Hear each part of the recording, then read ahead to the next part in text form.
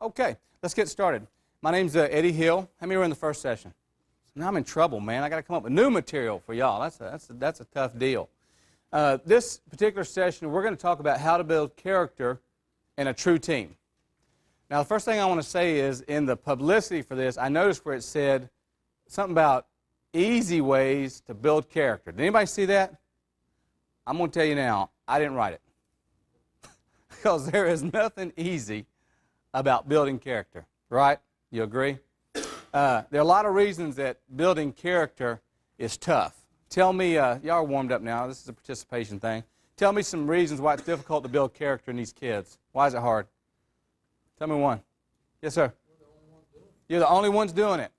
Absolutely. Who else? The media and the internet stuff, getting bad role models.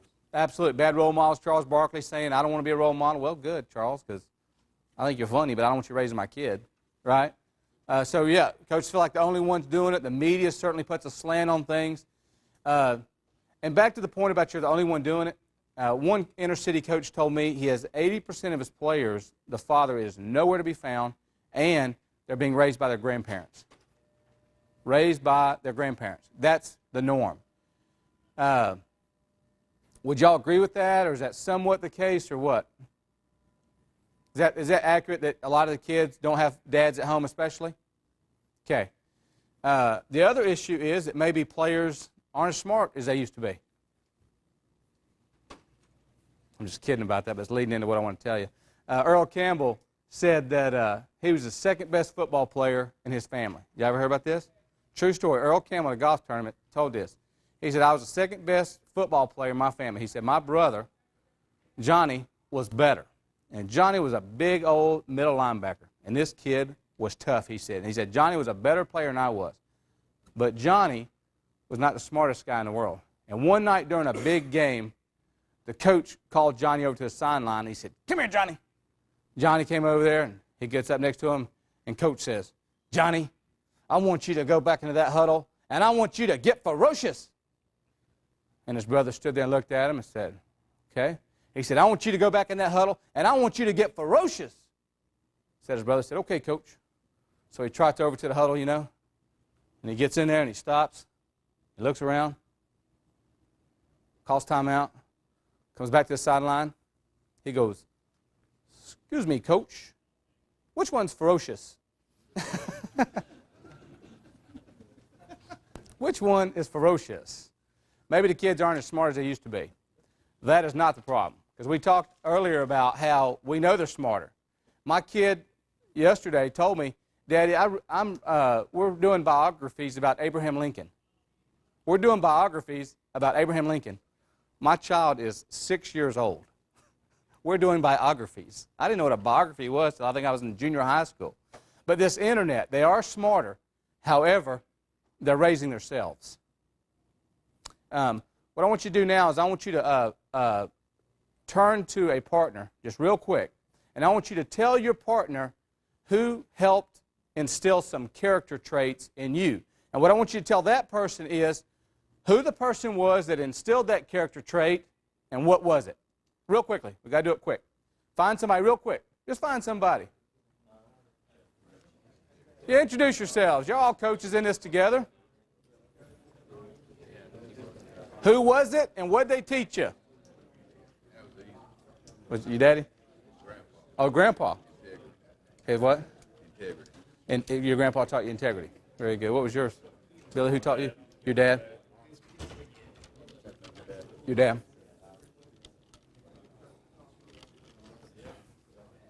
Okay, do y'all have a second to do that? How many in this room would say your father was a major influence in your life and taught you some of these character lessons?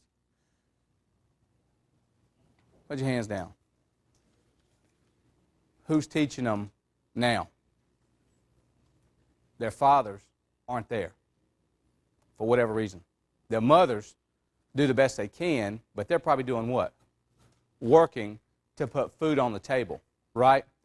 So character issues are extremely important. We can all raise our hands and say our fathers, and I can too. And your father will be proud that you said that, I might add. But who do these kids go to? And the truth of the matter is, they come to you all. They're either going to come to you or they're going to go to whom? Gang leaders or people who don't have their best interest in heart, or TV, or internet, or whatever. And so character issues are really important for several reasons. Why is character so important? Why is it important to build character in these young men's lives? Why is it important? Who's it important for? Who is it important? Huh? Society. It's important for society, right? For society. I mean, let alone our team, but it's important for society as well to teach character. And it comes back to us. The big old question is what? How do we do that? How do we build character in the young people that we all have to coach? And what are we talking about? When you're talking about building character, what kind of topics are you talking about? We're going to add to my list up here, by the way. What kind of characteristics are you talking about building? What are you looking for? We're trying to help them with. Y'all say it's important. What do you help them build? What are you trying to instill in them? What did your daddy teach you? Discipline. Okay, that's a great one. Discipline. What else? What other kind of character traits are you trying to teach in them? Hard work. Absolutely. Let's add hard work up to the list. What else? Responsibility. What else? Accountability. What else? How to be a man. That's a great one. How to be a man. Who's going to teach them that? Truth is, it comes back to coaches, right? So the question then becomes, how do we do that? We all agree it's important, right? For a lot of reasons. I say mainly for the kid. It's mainly important for the kid. Let me tell you who helped me. And let me tell you what a 2-minute conversation can do for a young man. 30 years ago, I'm 42 now, 30-some years ago, I went with my father to visit his Army buddy, a guy named Bobby Beeson. And my dad was a Green Beret. I still got some bruises, I'm sure. No, I'm kidding. But we went to see his Army buddy, Bobby Beeson. And I remember getting out of that car at Bobby Beeson's house in Fort Bragg, North Carolina. And I got out, and here came this big old Army scrapping dude with that crew cut, you know, and he was tall, and he had that chin, and he stuck his hand out to me. How you doing, young man? Looked me in the eye and shook my hand, right? That was awesome. I was just like, wow. So we were there at Bobby's house all day long. In the afternoon, his son decided to do a little yard work, so I decided to help him out. So I said, well, I'll go mow or whatever. So I go out there, you know, and I get that lawnmower, and I fire it up, and I start mowing that grass. I'm going to help out the Beesons, right? And after a few minutes, Bobby came out there, 12 years old, mowing his grass. He comes out there, and he goes like this. And I turned off the lawnmower, right? And I said, yes, sir. He said, son, you're doing a good job cutting this grass. I appreciate you cutting our grass. He said, however, let me tell you something. He said, when you're mowing grass, there's a right way to do it. And he said, if you're going to do it right, do it what? Do it the first time. He said, you take that lawnmower and you push it forward. He said, then you do what? You come back again and you mow it one more time. Now remember, he's in the Army, so they have lots of time to do everything twice. He said, you can move it forward and you move it back. He said, that grass will be just clean as a whistle. And then you go to the next row and you go forward and then you back up in the exact same spot. And I said, well, yes, sir, and I didn't think anything about it. There's not a day goes by that I don't vacuum my house. And I don't do it much. But I grab that vacuum cleaner, and guess what I do? I go down, and I stop, and I do what? And I come back. And I hear Bobby Beeson telling me what? If you're going to do it, son, do it right. You think that's a good lesson? Kids are starving for people to teach them about how to be a man and how to be a good citizen. They're starving for it. And so we got to figure out ways to do it. That little 2-minute encounter has lasted me a lifetime. Your encounters with your players last a lifetime, and you have no idea. That's why it's so important. What we're looking for, too, is a combination of traits. We're looking not just for honesty or integrity, but we're looking for all of it. We're trying to build the whole person, right? How do we build character? A couple years ago, the NFL did a study. And what they studied is they funded the study, how do you build character in athletes? And so they got 10 high school coaches, 10 extremely successful high school coaches. And here's what the 10 coaches said do. And we're going to go through these 7 things, okay? Here's how they say to do it. First one is promote relationships with the players. Have an open door policy. Why is an open door policy to your players so important? Why is it important that your players know they can come to you? That's right. It says, number 1, that you care. What else does it show? What else does it show? That you tell your young men, in this case, your athletes, that they may come to your office and talk to you. They can trust you. What else? Why else is it important? That they can do what? They can come to you and talk. Talk. Who else are they going to go to for those lessons? When I was in high school, I didn't know where my coach's office was. Let alone did I know I could go to it and knock on his door and talk to him. Would anybody be bothered if a player came and knocked on your door to talk to you? Not one of you. Here's the other important point about that. Even if they never come and knock on your door, they know what? They know what? That you're there for them anyway. And if they need you, you're there. So number 1, promote an open door policy. Number 2, have clear expectations and hold them accountable. Hold them accountable. I did a drill team yesterday, 50, 60, 70 girls, and it's drill team. We're talking about different issues. And I asked them, what's fun about being on the drill team? And they were talking about friends and all that. And I said, well, give me reasons why it's good to be on the drill team. And one young lady said, because we're taught how to be a lady. We're taught to be held accountable. This is a student who is recognizing how important it is for adults to help mold their lives. I mean, she could have been flippant and said, I like the friends, I like the travel. No. We are being held accountable. In other words, what we do matters to someone. So hold them accountable, number 2. Number 3, be flexible in dealing with players. Every situation's different. Anybody work 3 jobs in high school and play football?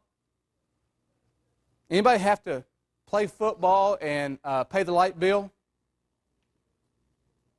Are they doing it now? You've got kids that are playing for you that are paying the light bill. Who knows what's going on in their home? Who knows what their situation is? And it's important at times for you to be flexible with them, right? You just don't know. If you talk to them, you'll find out.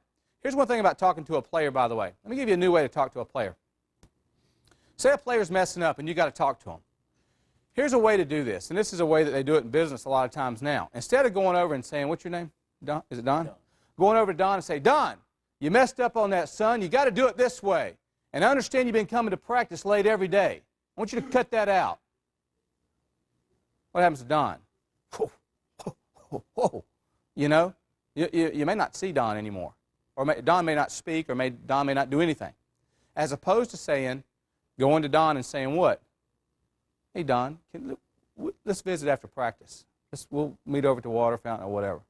Not make a big deal. Go over to Don and then go over to Don and say, Don, let me tell you what I observed.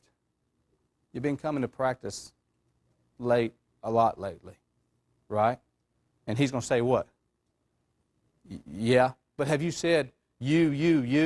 Did you indict him? Did you yell at him?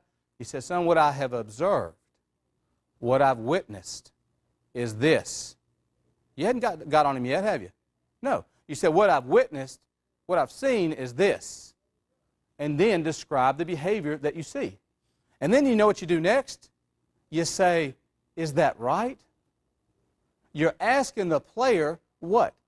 What he thinks. Give me your side. Generation Y is used to that. They're used to people asking them what they think. They help make decisions at their homes when their family buys something now, right? Does your high school kids and your junior high kids not give input now when you go to buy a TV set? I watch whatever my dad brought home, right? Now they have a family powwow and they discuss things. Ask the player, Don, is that right? And the player's going to say what? Yes, sir. That's right. I've been coming late because of whatever. And then you have to say what next? Don, let me tell you how that affects the whole team. When you're not there, it does this and this and this. And then lastly, we're going to say what? Don, what are we going to do about it? What are we going to do about it? And he's going to say what? I'm going to get my butt here. Coach, I'm sorry I was late. I've frankly been working late at night. I've been studying for these exams. I've been pulling my hair out. I will be here. And you say to him, son, do I have a commitment for you that you're going to be here on time to practice? It's important. And he's going to say what? Yes, sir. Have you attacked him? Have you attacked him? Did you raise your voice at him? No. Did you hold him accountable? Yes. Did you respect him enough to ask him what he thinks? Yes. He agreed to do what? He agreed to do what? Be on time. You think you will? You'll be amazed. Because you've shown respect to him. You asked him what he thought, and you held him accountable. Number 4 goes into this. Player discipline emphasized. If you don't do this, this is what happens. Did that happen in your house growing up? I was real clear on that. I had to be home at 11 o'clock. I thought my parents were terrible. 11 o'clock, I had to be home. Well, let me tell you what. Come 10 minutes to 11, I'm thinking what? I got to get home. Kids now don't have that. But you have to hold them accountable, and you have to say there's discipline. And if you're late for a team meeting, so-and-so is going to happen. If you're late for practice, this is what's going to happen. Is that mean? That's the way life is. That's the way life is. Can you show up at school late and your principal just say, oh, no problem? Is that the way life is when they have a job? No. And so you're trying to create an environment and you're trying to teach them to be responsible adults. Number 5, teamwork instilled. Teamwork instilled. In other words, the whole idea of working together is extremely important, and you talk about it all the time. Y'all been watching the Olympics with this deal with Shawnee, the ice skater, you know, and he was supposed to participate with the 4 other players, and at the last second, 5 days earlier, he said, hey, fellas, I'm not skating with y'all. I got a better chance to win a gold in the 1,000, and I'm going to do it on my own. How's that set with you fellas? Not too well. Character makes a difference in our society and in their lives. Teamwork. We really are better together. I always give a quiz. I do these company deals. It's called a Mensa quiz. That's the smart people that give all these tests. They didn't call me either, so don't feel bad. But they have a smart club, Mensa people they call it. And they do all these smart things. But they have a quiz. There's 33 questions on this quiz, and the first one's not too bad. The first one is like, you have to figure out what is 24H and a D. All right, fellas, what is it? 24H and a D means what? 24 hours in a day. Number 2 is 7DOA. 7DOA means what? 7 what? 7 days in a week. See, y'all are pretty smart here. And then it gets a little bit harder. The next one is 12S of the Z. 12S? Yes, sir. Ding, ding, ding. We have a winner. 12 signs of the zodiac. Well, they get progressively harder. Here's what's funny. The first minute I get these corporate people, they are feeling smart, baby. They are just rolling right down this thing. Yay. And then it gets harder. And then it gets harder. And then it gets harder. And they start slowing down. And some of the really smart ones can keep going, but most of them stop. And I make them do this for like 3 or 4 minutes. And after a minute and a half, they start scratching their head. They start looking around the room. And then I say, okay, now, let's get 4 of you together. You and you and you and you, let's get together. And let's take the same quiz. Guess what starts happening?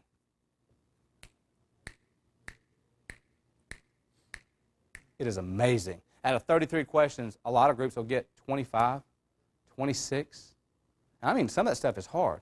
What's the point? Why'd I give them that? What am I trying to prove? Teamwork. A piece of twine by itself is not very strong. You put 7, 8, 9 pieces up together and you twist it just so, it becomes what? Rope. And it is strong and a force to be reckoned with. The coach from Oklahoma State was telling me earlier, he says, you know what we do? He said, we take tongue depressors. And I take one tongue depressor and I give it to a kid and I say, break that for me. Snap. Okay, here's 2 tongue depressors. He gives it to another player. Break this for me. Snap. 3. Snap. 4. Snap. 5. Guess what starts happening when he gets to 10? You can't break it. He gets to 10 pieces that thin together, you can't break it. He said, we put a piece of tape around it. Cannot break it. It's all about teamwork. Many hands make for light work.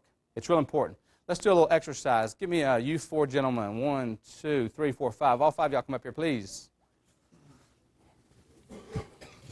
How are we doing on time? How much longer? You got 35 minutes. Oh, we got lots of time. Okay, get in the circle, please. How about you come join us? In a circle, please. Okay. Can do up downs or what? No, maybe. Drop it down and give me 50. I always wanted to say that. I never get to say it to anybody. Sit right here. I got a 6-year-old boy, though. Here, hold these. He's holding 2 dumbbells, by the way. Okay, he's going to hold these 2 dumbbells. Hey, y'all can take one step back. Y'all like in a huddle, aren't you, man? I tell you. All right. Okay. Now, remind me, I'll tell you another little huddle story. If y'all get cliques on your team, anybody ever have that problem? You got cliques, you got sophomores and juniors and seniors, and they're fighting. You can do this, and we did this yesterday. What I did was I took, I put them in huddles just like this, and I went over this group, and I said, okay, everybody get in real close. Come here real close. Okay, guys, here's what you're going to do. You're going to keep out that group over there. That's your job. You're going to keep out that group over there. And they said, okay, whatever you got to do, keep them out. So then I go over to this group. I say, okay, folks, your job over here is to what? Get in that group over there. You're trying to get in there, okay? And they're like, okay, fine. And then I got all the groups, all 8 different bunches of people at the same time. And I say, now, nobody hurt anyone. If somebody gets injured, it's going to be bad. Don't hurt anybody. On your mark, get set, go. And it's mass pandemonium. I mean, you got people, man, they are just climbing over, under, doing all this stuff trying to get in. And these guys just lock together and keep them out. It's amazing how they keep them out. Well, after 3 seconds, man, everybody's laughing. Everybody's exhausted. You got kids jumping. You got kids. And everybody's laughing doing what? And then I have them do what? I have them sit down. And I say what? Okay, men, how did it feel to be the guys on the outside? And some of these kids will say what? I didn't like it. Didn't feel too good out there. And I say to them, that's what you do to each other all the time with this freshman and sophomore and junior and senior crap. You are a team. You are the football team from this high school. You are one team. And we talk about those that pushed out and those that were trying to get in. And that's the way it is. But let me tell you, it makes the point real well in that setting. Now, with this situation here, what I do is I get the players together and I say to them, okay, I want you to hold this in your left hand no matter what. Okay? Is it getting heavier? No. Nah, no problem. Okay, now, do you think those 2 dumbbells are just about equally weighed? Yes. You cheated. You saw the 2 7s on the end, didn't you? All right. So you got the 2 dumbbells, and they're both about the same weight, right? Okay, now I want you to keep holding that one in your left hand just like this. The one in your right hand, I want you to pass to the next person, and then we're going to keep passing it all the way around. Just keep passing it all the way around. You just keep holding that one. Now, as I'm passing this dumbbell around the room, I want you to think about this. Just keep passing. The work that's being passed around this room right now represents the work we have to do at Butler High School. This represents all the hard work that we've got to do. This represents all the goals that we have before us. It's going to take our whole team to do it. Now pass it back to him. Now tell me, I know they're still the same, but which one feels heavier? The one you've been holding by yourself, right? Fellas, that's the way it is in teamwork. The one that you passed around, was it heavy? Did you even feel it? No. Many hands make for light work. I'll see you at practice tomorrow. Guys, for teamwork, there's a million kind of exercises that you can do to build character in a player, to make them understand the idea and the importance of teamwork. I made that thing up from 2 glasses at a banquet one night. Right, Ron? 2 glasses at a banquet. I'm no brain surgeon. Look around and figure out what you can use to teach teamwork. A lady this week on the phone told me, a coach, she said, I'll tell you something I'm going to do. And I don't know if maybe somebody's done it. Again, we steal all this. She said, I have a marble. And I give a player at the beginning of the week a marble. And she said, those players carry that marble around with them all week long. And she said, after the game, I want them to take that marble, if they've given their all, and put it in the fishbowl. And if they haven't given their all, guess what? Don't put that marble in the fishbowl. As a matter of fact, if the effort is so poor, they can do what? The coach or the player reach in and take that marble out and give it back to you. So that means the kid has what this week walking around? 2 marbles clicking, clicking, clicking, clicking, reminding them what? They didn't put forth the effort that they should have. What's the best kind of motivation, by the way? What's the best kind of motivation? Yourself. It's when it comes from within. I think motivation only lasts so long. Inspiration lasts forever. Because when you're inspired, you do it yourself. When I went off to college, I told my youth minister I was worried. And Bobby said, why are you worried? I said, well, I'm worried. I said, to be honest with you, I said, I'm going off to college, man, a bunch of new people, and how smarter than I am, and I was kind of worried. Bobby said, don't be worried, be concerned. He said, there's a difference. When you're worried, you don't act. When you're concerned, you do something about it. When you worry about something, you're just there. Be concerned and do something about it. And what Bobby went on to explain to me, sitting on the steps in Greensboro, North Carolina, was college was an opportunity to change anything I wanted about myself. He goes, Ed, you only get about 40s your whole life.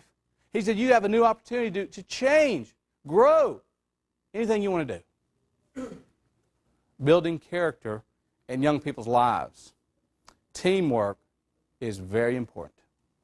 The rest of your life, in your marriage, you better understand teamwork, right? In your job, you better understand teamwork. Because you're not going to like it, because what's going to happen is you're going to get a job, and there used to be 5 people doing that job, and now there's how many people doing that job? 3, or maybe 2. So, teamwork, very important. Number 6 is goal setting. Do you have good goals? Have you helped the player come up with some good goals? And do you have a positive attitude? Do you help the kid come up with a positive attitude? Anybody wonder what this potato was for? Here's what I do with the potato on teaching positive thinking. Come up here, Coach. You think you can take this straw and give me one more, you two. You two are going to take these potatoes and these straws. You think you can jab this straw into this potato? And usually what I do is I get about 10 players at one time. Okay, you think you can get that straw in that potato? Did you hear that? Law of physics. I didn't think so, he said. You think you can do that? No. No? Well, looky there. What'd you say over there? He didn't say, I think so. I don't think so, right? Okay, can you do it over there? If you think you can, you can. If you don't think you can, you won't. You getting over there? Looky there. Let me show you a trick, fellas.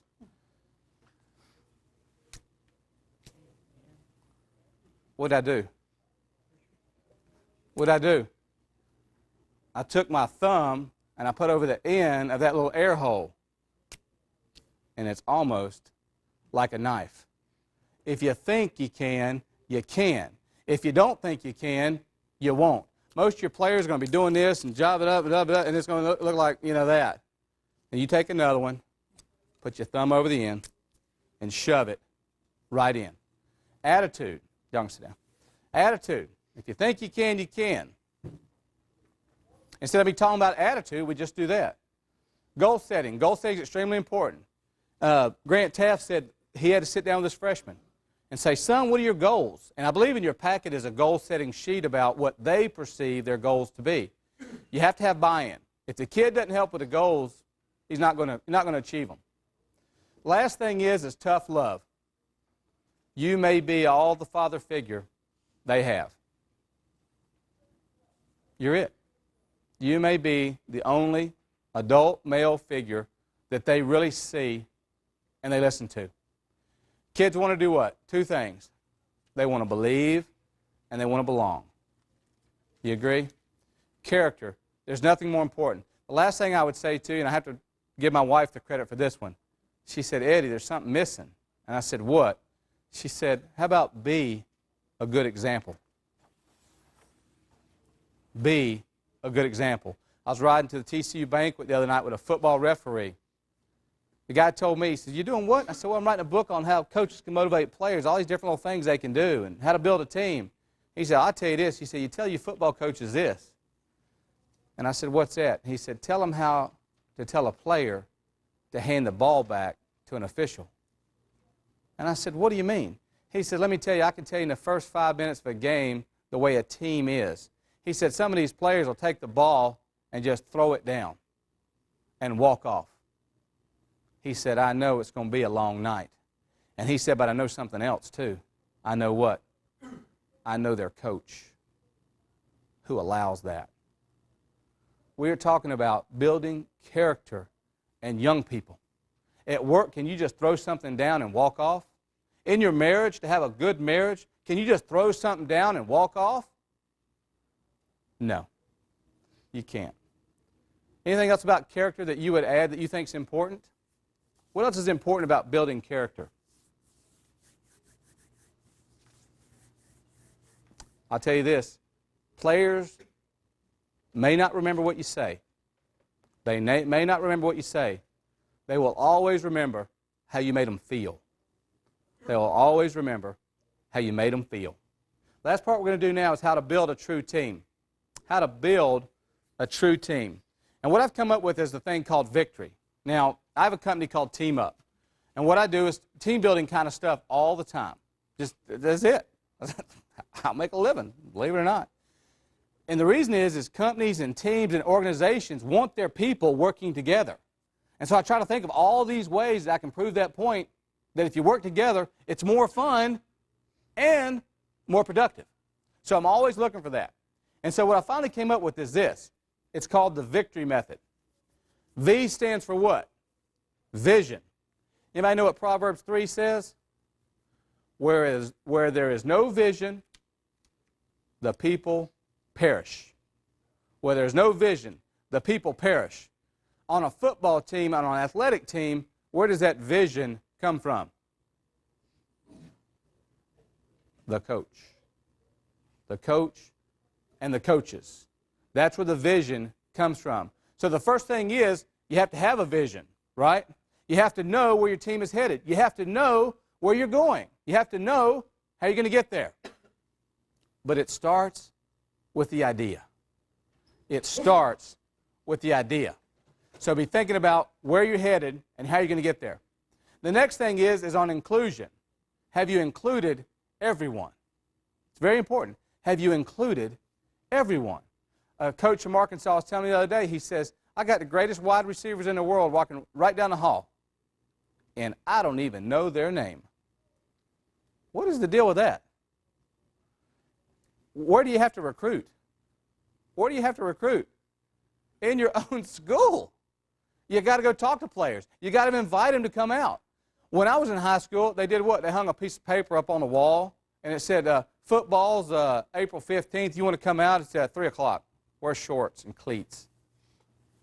Can you do that these days? Can you get away with that and get all the players you need? No. Here's another thing. You have young men that are dying to come out, and they won't for whatever reason. So you may have to go get them. Now here's a two-edged sword. Not only do they need the help, you might find a nugget, right? Everybody knows that Michael Jordan was cut when? In the 9th grade from his basketball team. You think they might have missed something? I mean, I feel bad for the coach. Everybody's been there, right? But you never know. Inclusion. Do people feel included? On your team, do people feel included? Does everyone really feel like a part of the team? And there are ways that you do that. We talked before about making them feel special by wearing your logo. Don't let them wear that logo until they understand how important it is. But once you're included, you're included. Include everyone. I mean, young, old, it doesn't matter. You never know. It's very important. The next thing is competition. C stands for competition. We talked earlier about game day. I've interviewed all these retired coaches writing this book. Guess what they miss the most? The parents. No, I'm kidding. I know I'd get a laugh out of it. They miss what the most? Competition. They miss game day. They miss drawing things up on a napkin and a Denny's, and then Friday night, it just unfolds right before them. They miss what? The competition. They miss the competition. And just as important it is for you, it is for the players. Again, we talked about the 4 reasons why players play sports. Number 1 is what? Have fun. Number 2 is what? To be on the team. Number 3 is what? To be with their buddies. Number 4 is what? To compete. They want to compete. Even Generation Y wants to compete. They do get that. So get them involved. All kind of competitions, get them involved. The next thing, of course, in the victory is teamwork. Again, to instill the whole work of teamwork in them. I don't care how you do it. You can use a potato. You can give awards out. You can do for all the marbles. You can do crossing the Rubicon. This friend of mine was reading a story. The guy that's helping me write the book said, man, I was helping in a history class the other day, and they were talking about the story about Julius Caesar and how he was told to come to Rome. And as he was going to Rome, they said, but when you come, don't what? May I remember the story? When you come to Rome, Caesar, don't bring your army. Caesar gets the Rubicon army and he thinks, I got 2 choices here. I can cross this river with my soldiers, I can go alone.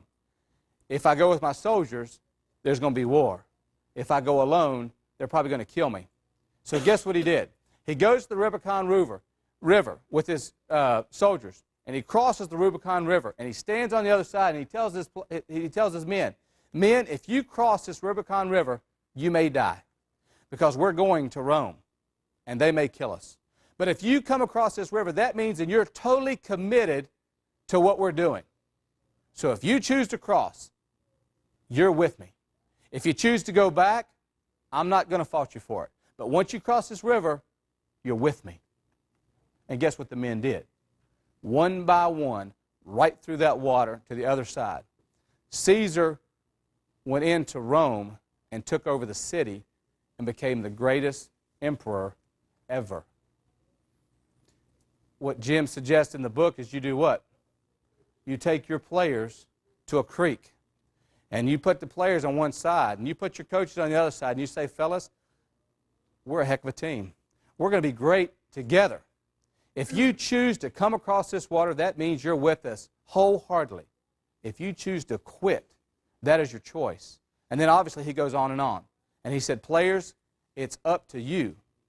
Are you willing to cross the Rubicon for your team?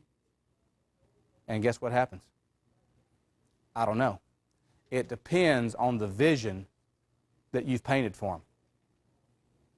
Teamwork is what we're talking about. Oh, obtainable goals. What kind of goals do you have? Are they realistic for the players? Are they realistic for your team? If you ask a player, what's your goal for the season, they're going to say what? What does every kid say? What's your goal for the season? I want to win state. If I go to a Christmas party and I ask my nephew, oh, you're on the football team. What are your goals this year? Oh, we're going to win state. How many teams won state last year? 5? Does that mean everyone else are losers? No, absolutely not.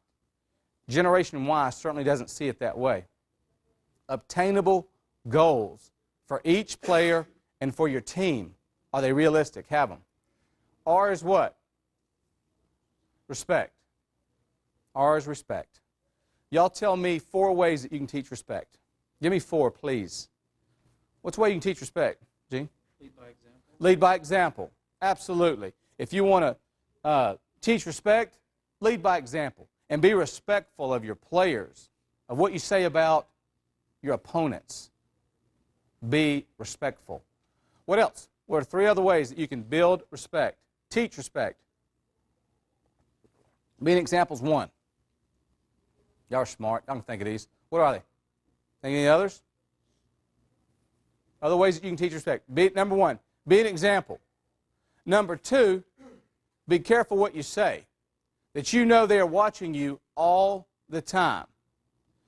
And they're watching to see if you give respect to your spouse, to your family, to your team, to your school, everyone. That's what they're looking for. How else can we teach respect? How else can we teach respect? Yes, sir. Absolutely, that's a great one. He said make sure they're treating the teachers with respect. In other words, applaud respectful behavior. When you see a player throw a football down to a referee, you need to do what? It's time out, fellas. Right? It's time to hold somebody accountable because we want everyone to understand we're going to respect the officials. We're going to respect our opponents. And you acknowledge good behavior too. You don't let them do the bad, but you recognize the good. And we talked before about see it, say it. When you see something good, acknowledge it, especially in teaching respect. What else? Those are 3 good ones. One more? You might think of how else you can teach respect. A coach told me Friday night in Houston, he said, Eddie, out of everything, he said, teaching respect. He said, man, that's what I want to get across. I want to teach them how to respect each other. Any other ways you can think of? Talk about respect. It's continual, isn't it? That's great. Talk about respect. Teach respect. One coach, what he does is he has what's called a word of the day. And he'll take respect, for instance. And he has a coaches meeting. He says, look, guys, the word for the day is respect. As many ways as you can get that idea across about how to respect people, we want to do that. And so in a blocking drill, they talk about respect. I mean, when players start arguing with each other, the coach does what? Stops them and says, fellas, do you respect each other? You may not like each other right now, but do you respect each other as men, as teammates? So you talk about it. You teach it continually. I love the idea of the word of the day. He'll do courage, respect, honesty. And then what happens is it's just not a coach doing a 5-minute vignette. It's a team that continually talks about that idea. And then the next day, they go to something else. The last one is a yes, we can attitude. Do we have a yes, we can attitude? A lot of times we don't. Do we have the right attitude? What does your body language say, by the way? Does your body language say you have a good attitude? Let me ask you this question. How do your kids learn? By what you say or what you do? My friend was describing the other night about how in that basketball game when he had to put in the 8th player and he didn't have one he felt confident about. He said the coach's body language was just like this. What does that say? What does your body language say? They're watching more your body language than what you say. So how do you carry yourself? Do you have a yes, we can attitude? Now, does that mean you've got to be in la-la land? No. It doesn't mean you have to be in la-la band. But I tell you one thing it is, they want you to be positive. Be positive. It's incredible force. People ask me all the time, how'd you get through so-and-so? I don't know. Just did. I didn't sit at home. I didn't stay on my couch. Y'all know how I got to go to this deal? Went to San Antonio to the band conference. I do all these big band things, right? And I see all these coaches. I'm thinking, what are all these characters doing? All these guys, man, it's hot. Y'all remember how many went to the thing this summer? And I go over to the coaching booth and I buy some books on motivation. I thought, I wonder what coaches are reading for motivation. And Dan Taylor, who runs these shows, said, what do you buy all these books for? I said, well, I work with companies and teams and organizations and got to do a NASCAR team and all kind of fun stuff. And he said, wow, you got a card? I said, yeah, I'll give him a card. And next thing you know, he calls me. Next thing you know, I'm here at the Glazier Clinic, right? Yes, we can. I had no idea going to San Antonio what would happen, right? Do we ever know? It's your attitude. It's do you get up and do you go for it? People want to follow a positive influence. People are starving for something positive. If you try to, I like the idea of my kid watching the news. He's 6 years old. What's the problem with watching the news? It's bad and bad and bad. They want to hear something positive. Your young people want to hear something positive. Here's another thing. Your community wants to hear something positive, right? And guess who they look to? You guys. And so that positive kind of spirit. And I'll end on this. 3 men were busting rocks one day in a quarry. They're out there busting rocks, all 3 of them, just sweating like crazy. Somebody goes up to the first man and says, "What are you doing?" And he says, "I'm busting rocks." They go to the next man and say, "What are you doing?" He said, "I'm busting rocks." He said, "It's my job. I do it from 8 o'clock in the morning. I do it to 6 o'clock in the evening. I quit and I go home." And they asked the third man, "What are you doing?" And he said, "I'm building a cathedral. I'm building a cathedral." How do you guys look at what you're doing? What are you building? What are you building in young people's lives? And what kind of program are you building? Where's your vision? Are you including people? Are you letting them compete? Are you preaching teamwork? What else is there? Do you have obtainable goals? Are you realistic in your goals? Do you have a yes, we can attitude? What questions do you have? Or what would you add to what we've talked about on building character or building a team? What have y'all find that works with building a team? What have y'all done? Y'all done any kind of outings or stuff like that? What have y'all done? You done anything? I heard some stories earlier. We've done the marbles thing. We've done the light thing. What else? The dumbbell thing. Yes, sir. We kind of have a thing after the season's over. We have a senior walk, and we line up all the underclassmen, and we take the seniors, walk each one by them, and tell them what it meant to play for them, and then we send everybody off, and then we do some things with just the seniors on the field, and all Sure. the kids kind of look forward to what are they doing out there, what's happening. Right. It's kind of they all, well, what goes on out there? What goes on? What goes on? What goes on? That's team, and they all want to be part of that. They want to be part of it. What did I say? They want to believe. They want to belong. Absolutely. Has anybody ever done the deal where you say who you're playing for? You ever seen this? When a player goes in the stands and gets someone and says, "I'm playing for you," and a lot of times it's their mother or their father or their uncle or whoever, and they have an adult or a person standing there, and they walk them onto the field, and the player says to them, "I'm playing for you tonight," and the person says something back to them in a positive way, and then the person goes back to the stands and the player goes and plays, "I'm playing for you tonight." Do you think they'd play harder? Absolutely. Anything else that you would add? I'd say rely on your experience. It's amazing how many stories and things that y'all know. And I've heard so many people tell me, I thought about doing this, I thought about doing that. Let me tell you, go for it. How many of you heard the story of, I'll end on this. How many heard the story of Grant Taft keeping the worms warm? You ever heard that story? How many heard, I don't tell if everybody in here knows it, but before like the 1979 season, Baylor was going to play Texas, and they were a big-time underdog, and they were all uptight, man. They were like, "Oh, we're going to they knew it would be a tough game." And Grant Taft had read a story. This is in his last book, which I, again, think you should buy. He says to his players, he says, "Guys," and this was before the game, during the week. He says, "Fellas," he said, "let me tell you about 2 Eskimos." He said, one of them was catching all the fish, and another Eskimo wasn't. And they couldn't figure out why. So finally, the one Eskimo says to his other Eskimo friend, he says, "How come you're catching all the fish?" And the Eskimo catching all the fish reaches in and says, "You got to keep the worms warm." And he pulls a worm out of his mouth. He said, "That worm doesn't like to hit that water and get all cold." He said, "You got to keep the worms warm." So all the players, laughed about that story, and they go off and they prepare all week long. And then Grant Taft went to some of his players, and this is a true story, by the way. He says, he goes to his players, to a couple of them, and says, "Hey, guys, I'm going to try something pretty out there before the Texas game. What do you think?" And the players were like, "Hey, if you're willing to do it, go for it."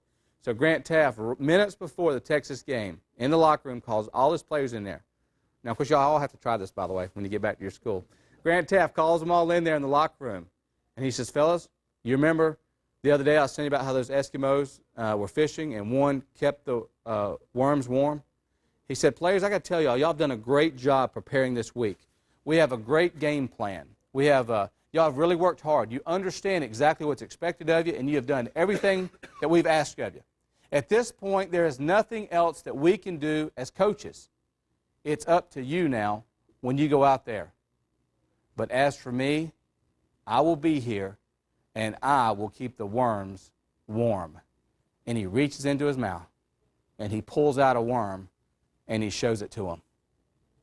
And the Baylor Bears went out of that locker room, wacko, and beat Texas 38-7. Keep the worms warm. Again, all of you have to try that, by the way, this fall back at your school. The point is just try something.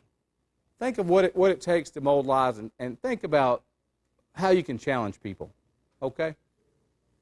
Again, I appreciate you all coming. Thank you all very much. If you have an idea, write it down or tackle me. I'd love to hear it. Thank you all again.